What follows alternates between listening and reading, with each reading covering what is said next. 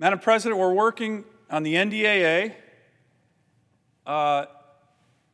Is anyone watching what's happening on the Senate floor right now? It's been stalled in terms of amendments, and it's been stalled reportedly because of an amendment, a simple amendment that I think the vast majority of Americans would agree on, that Senator Rubio is trying to get a vote on. But, Madam President, as there are with so many stories in the last 6 months, there's something about the climate envoy, John Kerry, who keeps coming into different stories. And he's in this story as well. And he seems to show up everywhere, always when somebody in this administration is doing something to undermine American interests. There's something about John Kerry. Let me give you the latest. Senator Rubio is trying to move forward with regard to an amendment on his bill, the Uyghur Forced Labor Prevention Act. It's essentially a pretty simple bill. Human rights communities agree with it. I think everybody in the Senate agrees with it. And it, in essence, just says that we shouldn't be importing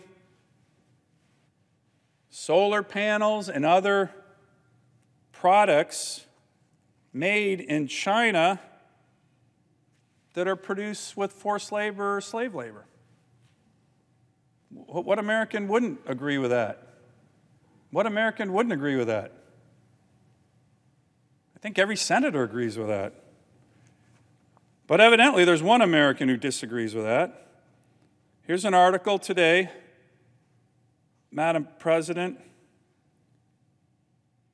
from the Free Beacon, that talks about senior Biden officials are worried that this bill stopping slave labor products from China coming into America will, quote, undermine the White House's climate agenda and unfortunately limit solar panel imports from China. And, quote, presidential climate envoy John Kerry, among others, has been lobbying congressional members against the bill. Wow. Wow. That's remarkable. Why would he do that? Why would he do that? Someone needs to ask John Kerry that. That's just one example. Something about John Kerry always in the mix, undermining American interests. This is an article from the Washington Post just about a month ago. In advance of climate summit, tension among Biden aides on China policy. In essence, it said John Kerry was in Beijing, a very dangerous proposition, by the way. You want to talk about selling out American interests.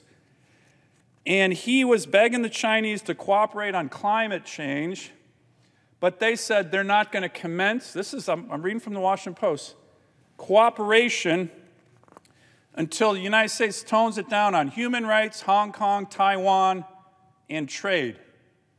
So the Chinese are saying, hey, we're not going to do anything on climate, John Kerry, unless you go tell the president to tone it down on Hong Kong, Taiwan, human rights, slave labor probably. And dutifully, John Kerry came back to D.C. and delivered the message. It's all in the Washington Post right here, October 25th. To their credit, Jake Sullivan and others were pretty furious, according to this article, about John Kerry undermining U.S. interests. But, hey, there he goes again. Remarkable. I mean, whose side is this guy on? Let me give you another example. One of the great things that's happened in America over the last 2 decades is this incredible revolution in terms of American energy. For decades, it's been the bipartisan policy of every administration, pretty much every senator, for America to become energy independent. And until the Biden administration came into office, we've achieved that. Again, every administration since World War II, Democrat or Republican, being energy independent would be good for us. One of the ways we've done this through this incredible revolution in the production of American natural gas.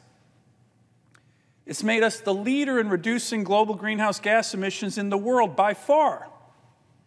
Since 2005 to present, the United States has reduced emissions by almost 15%, more than any other major economy in the world. China's emissions have gone like this.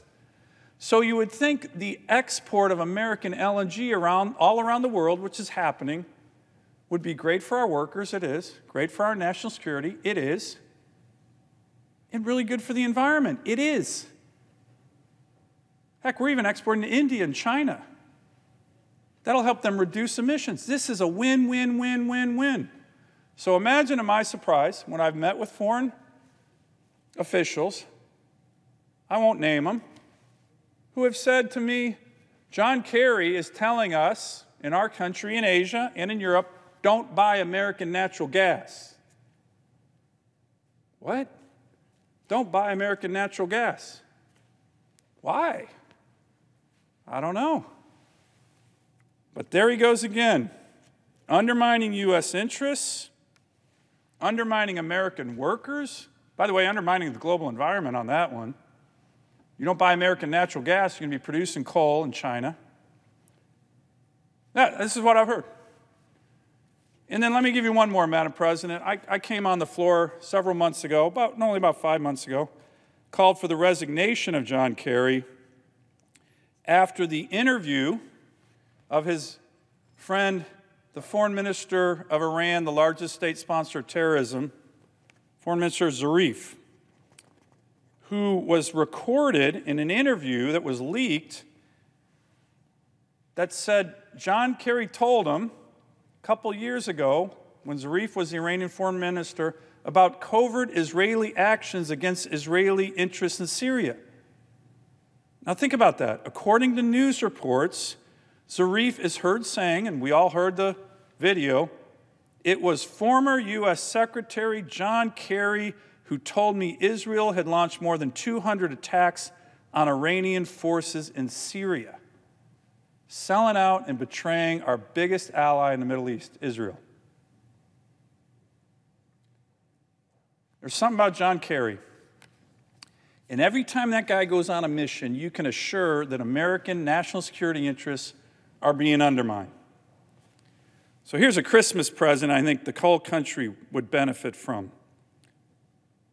For the good of this country, this former Secretary of State, former U.S. Senator, needs to ride off into the sunset in his private jet and retire or resign, or maybe the president can just fire him.